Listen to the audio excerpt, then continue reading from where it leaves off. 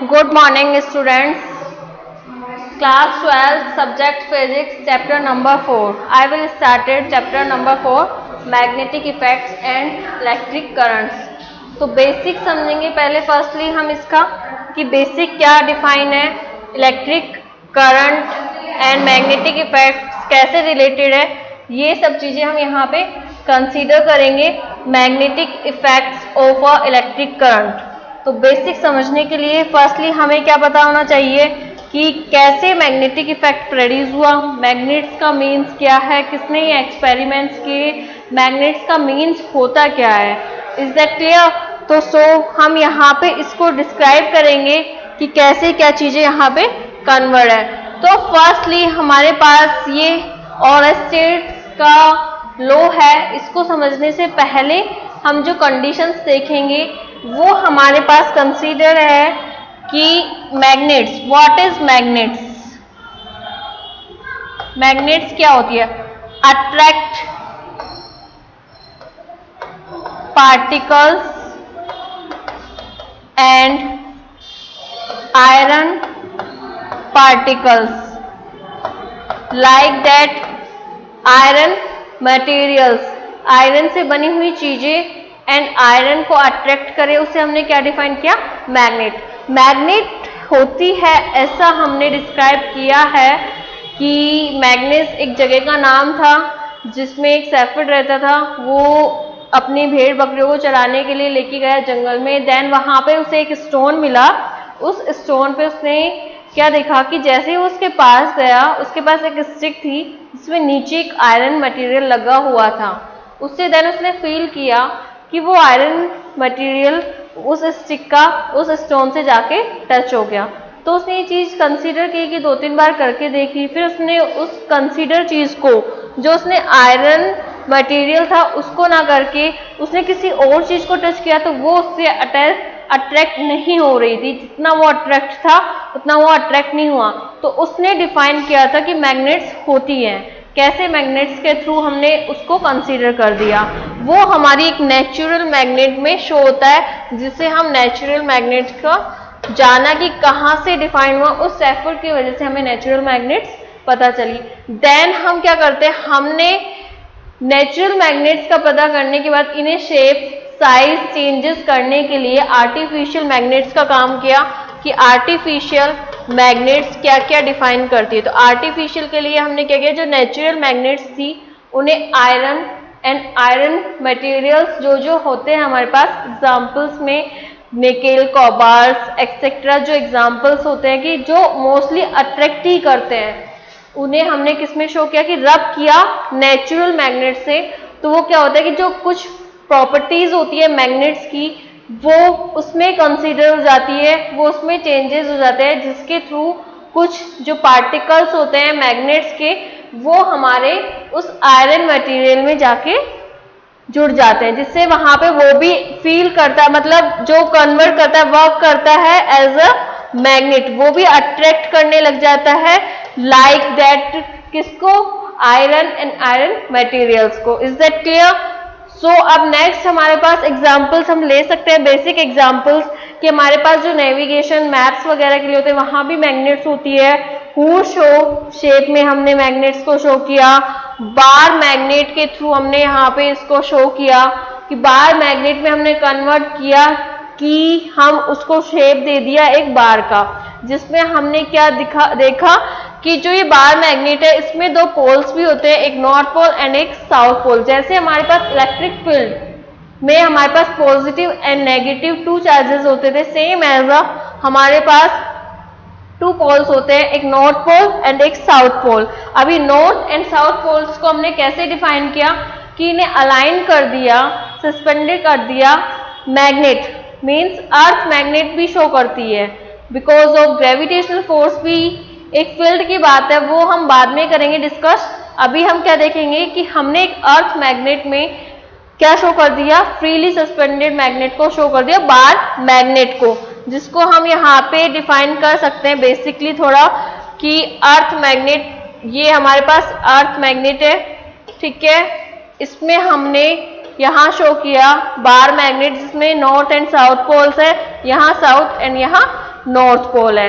तो जो north pole था वो साउथ की तरफ अट्रैक्ट हुआ एंड जो साउथ पोल था वो नॉर्थ की तरफ अट्रैक्ट हुआ एंड अलाइन हो गए इस तरीके से। ये हम एग्जाम्पल ले रहे हैं कि हमने उसे एक फ्रीली सस्पेंडेड कर दिया, उसे अर्थ के यहाँ इसकी पोल में लटका दिया, जिससे वो सस्पेंडेड कहाँ हुए, अलाइन कहाँ हुए, अट्रैक्ट कहाँ हुए, नॉर्थ साउथ की तरफ एंड साउथ नॉर्थ की तरफ। तो हमें यहाँ से डायरेक्शन मतलब पोल्स का पता चला कि मैग्नेट में north poles and south poles होते हैं। Is that clear?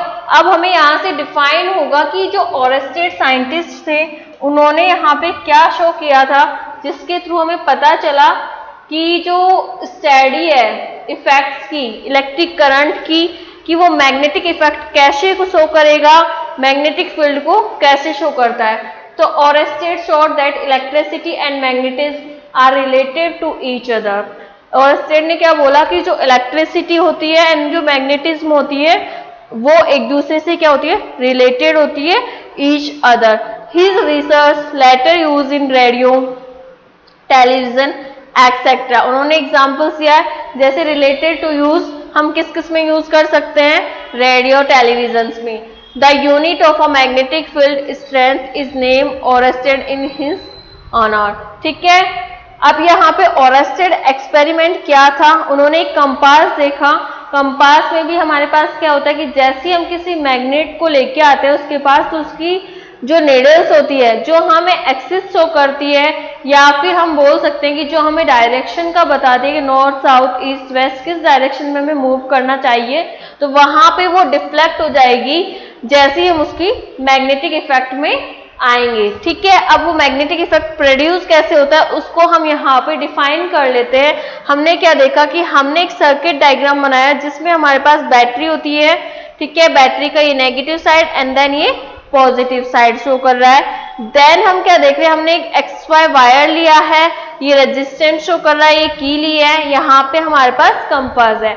अब हम क्या देख रहे हैं कि जैसे ही हमने करंट का फ्लो करवाया पॉजिटिव टू नेगेटिव डायरेक्शन में, जब तक हम बोल रहे हैं कि यहाँ पे करंट हमारे पास 0 है तब तक तो इसमें कोई भी डिफ्लेक्शन नहीं होगा। इस कंपास की जो नीडल्स है वो डिफ्लेक्टेड नहीं करेगी। जैसे ही हमने यहाँ करंट का फ्लो हुआ, resistance and all over circuit को हमने यहाँ पे कनेक्टेड कर दिया, तो करंट का फ्लो क्यों होता है, इलेक्ट्रिसिटी कब जनरेट होती है, जब यहाँ मूविंग पार्टिकल्स इलेक्ट्रॉन्स होते हैं, उसकी वजह से यहाँ पे क्या होता है, करंट का फ्लो होता है। यहाँ पे करंट का फ्लो प्रोड्यूस हुआ, उसकी वजह से यहाँ पे एक मैग्नेटिक इफेक्ट प्रोड्यूस हो गया, जिसकी वजह से यहाँ पे क्या हुआ, डिफ्लेक्शन भी होने लगा।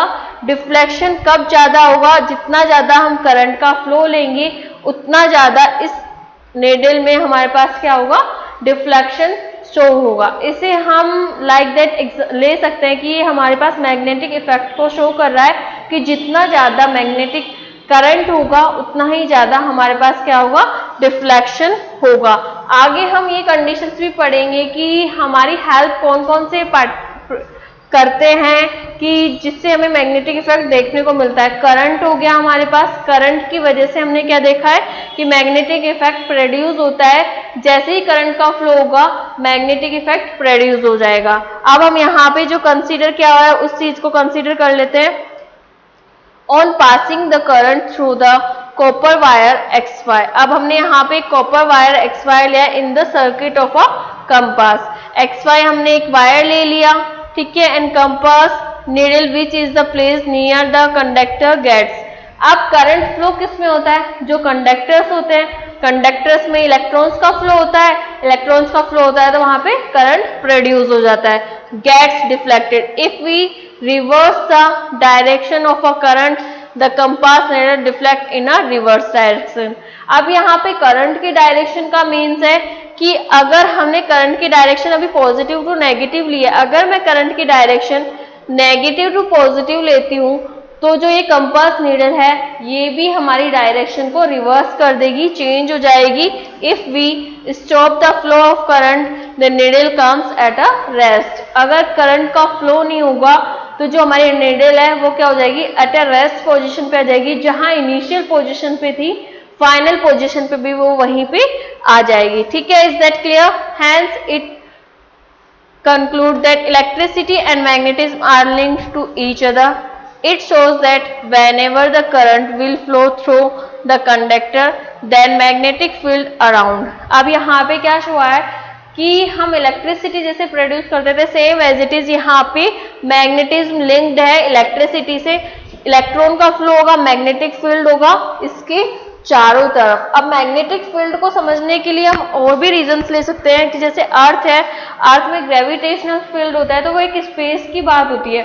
अगर हम बाहर चले जाते हैं, अर्थ के जो ग्रेविटेशनल फोर्स जहां तक अप्लाई हो रहा है उस फील्ड से हम बाहर चले जाते हैं तो वहां ग्रेविटेशनल फोर्स अप्लाई नहीं होता है। सेम एज इट इज अगर हम इस मैग्नेट को, मैंने बोला कि ये बार मैग्नेट है, अगर नॉर्थ पोल है एंड साउथ पोल है, अब किसी आयरन मटेरियल को मैंने ज्यादा मैक्सिमम डिस्टेंस पे रख दिया तो ये कभी भी उसको अट्रैक्ट नहीं करेगा, ना ही रिपेल करेगा। अगर हम दूसरी मैग्नेट को भी दूर रख देते तो ना ही वो अट्रैक्ट करेगा ना ही रिपेल करेगा। तो इसके लिए हमें यहाँ पे इंपॉर्टेंट थिंग ये है कि इसकी एक मैग्नेटिक फील्ड होती है कि वो उस फील्ड के बाहर अप्लाई नहीं होगा, उसी फील्ड में वो अप्लाई होगा, उसके बाहर वो अप्लाई नहीं होगा। चाहे वो कितना ही डिस्टेंस हो, उसके बाहर हम इस चीज को कंसीडर नहीं कर सकते कि मैग्नेटिक फील्ड हमारा मेन बस सिर्फ यहाँ तक है और इससे बाहर हम किसी आउटर स्पेस में मैग्नेट को रख रहे हैं या फिर किसी आयरन, निकिल, कोबाल्ट की कंडीशंस को रख रहे हैं, तो वो कंडीशन यहाँ पे शो नहीं होगी। तो नेक्स्ट हम यहाँ पे देख लेते हैं magnetic field. It is the region surrounding a magnet in which force of magnet can be detected. It is a vector quantity having both direction and a magnitude. Means किस डायरेक्शन में हम force apply कर रहे हैं तो उसके पास magnitude भी होता है एंड देन डायरेक्शन भी शो करता है। Compass needle, it is a small bar magnet whose north end is pointing towards north pole and south end is pointing towards south pole of a earth. Magnetic field lines. अब जब हमने magnetic field को arrange कर दिया कि वो इसी space में रहेगा, तो लाइक दैट हमने बोला कि ये मैग्नेट है हमारे पास नॉर्थ एंड साउथ, इसका स्पेस ये है। आउटर पे मैंने यहाँ पे कोई एक आयरन मटेरियल रखा है जैसे like that nickel, cobalt etcetera, तो जो फोर्स होगा वो इस पे कितना होगा, 0, बिकॉज ऑफ ये फील्ड से बाहर है। तो यहाँ पे हमारे पास ना कोई मैग्नेटिक इफेक्ट होगा ना कोई मैग्नेटिक फील्ड होगा, जिसकी वजह से फोर्स की वैल्यू क्या हो जाएगी, हमारे पास 0 हो जाएगी। नेक्स्ट है मैग्नेटिक फील्ड लाइंस। इनको हम देखेंगे बार मैग्नेट के थ्रू कि when a bar magnet placed on a cardboard and iron filling are sprinkled, they will arrange themselves in a pattern as shown below. Next है हमें कि देखना है बार मैग्नेट्स को कि कैसे शो होगी, तो उसको हम कंसीडर करेंगे बार मैग्नेट्स को कि कैसे शो होगी। अगर हम उसे कार्डबोर्ड पे शिफ्ट कर देते हैं तो हमारे पास ये कंसीडर हो गया, हमारे पास ये नॉर्थ एंड साउथ पोल्स हो गए बार मैग्नेट्स के। जैसे ही हमने छोटे छोटे पार्टिकल, आयरन पार्टिकल्स को यहाँ पे डिटेक्ट किया तो वो क्या हुआ कि इसने अपनी तरफ अट्रैक्ट करना स्टार्ट कर दिया, और जो डायरेक्शन होती है हमारे पास वो क्या होती है, north to south direction show होती है आउटसाइड, एंड इनसाइड जो डायरेक्शन होती है वो हमारी होती है साउथ टू नॉर्थ। तो जो मैग्नेटिक फील्ड लाइंस है हमारी वो हमेशा एक क्लोज लूप प्रिपेयर करती है, क्लोज लूप को ही यहाँ पे शो करती है, वो सर्कुलर लूप को शो करती है, complete circular loop. Close loop means कि वो कवर करती है इनसाइड एंड आउटसाइड की मैग्नेटिक फील्ड को। ठीक है, ये मैग्नेटिक फील्ड लाइंस बाहर की तरफ निकल रही है एंड ये हमारी इनसाइड आ रही है, जिसके थ्रू साउथ टू नॉर्थ हम बोल सकते हैं कि इसकी डायरेक्शन यहाँ पे प्रोवाइड होती है। The lines along which the iron filling align themselves represent magnetic field lines. Hence, magnetic field line is a path along which a hypothetically free north pole tend to move towards south pole. जो conditions मैंने अभी define की है same as वही सारी conditions यहाँ पे show हो रही है। ठीक है, is that clear? Read this कि हमने कैसे कैसे इस मैग्नेटिक फील्ड को समझा।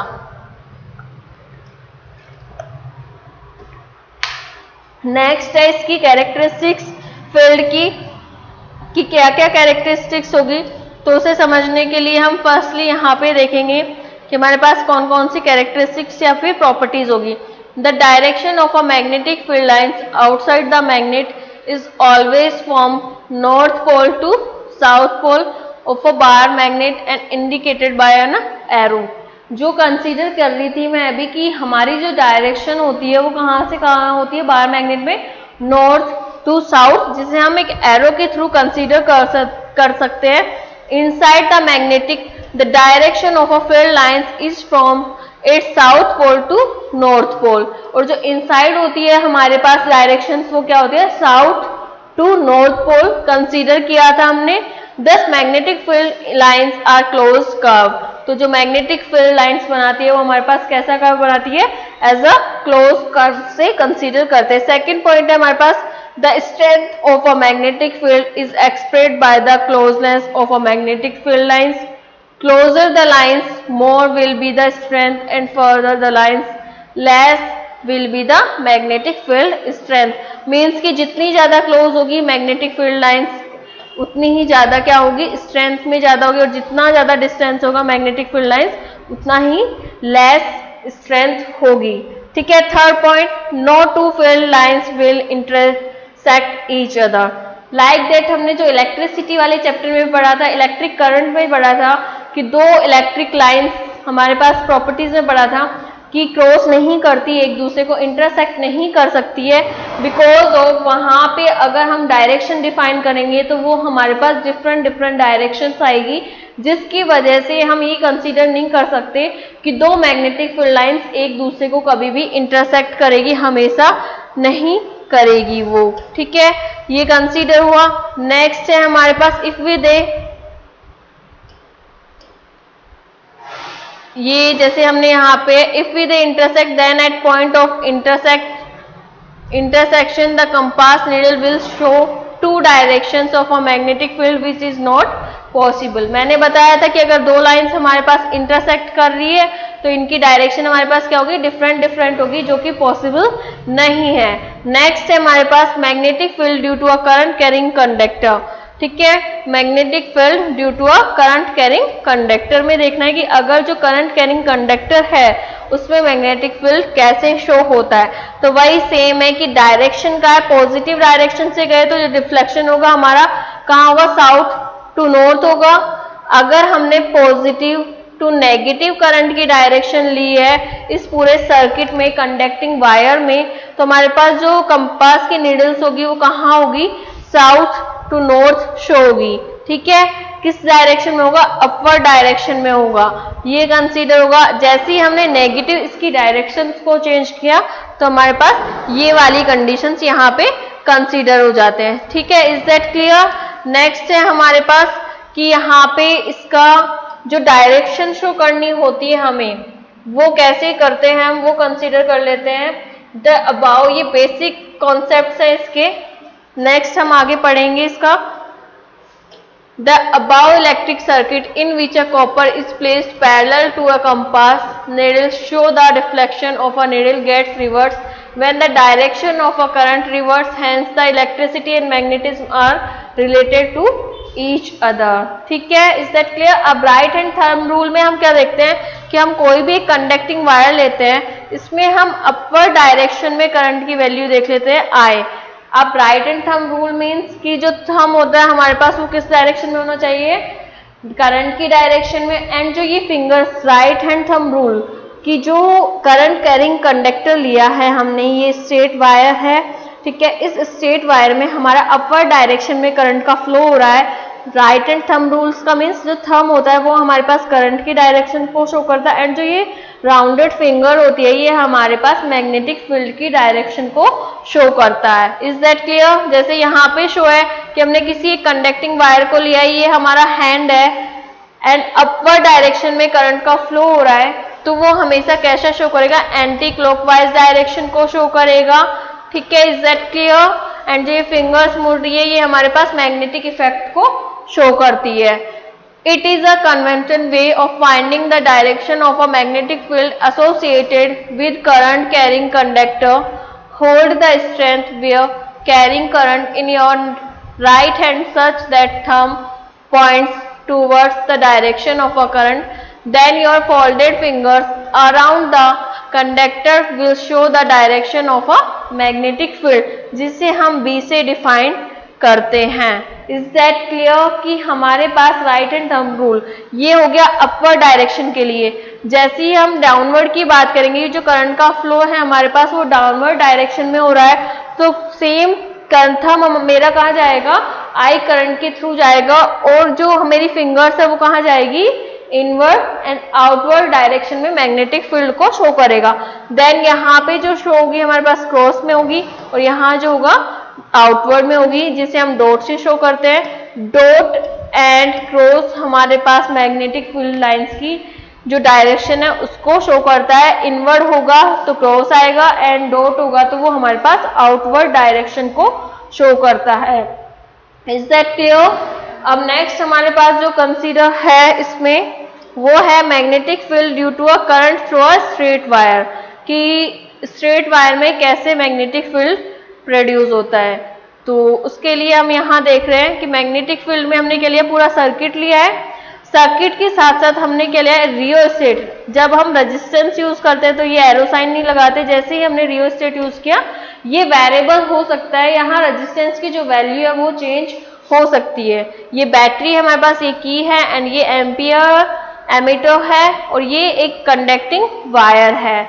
इस डायरेक्शन में हमने देखा है कि जो करंट का फ्लो हो रहा है वो अपर डायरेक्शन में हो रहा है, तो हमें पता है थंब रूल इस तरीके से लगता है, तो हमने थंब को लगाया करंट की डायरेक्शन में, फिंगर्स गई हमारी इनवर्ड डायरेक्शन में। तो हमने direction can be explain using right hand thumb rule, ठीक है, इनवर्ड एंड यहाँ हो जाएगी आउटवर्ड। तो इसके चारों तरफ क्या हो जाएगा, मैग्नेटिक फील्ड लाइंस हमारे पास प्रोड्यूस हो जाएगी।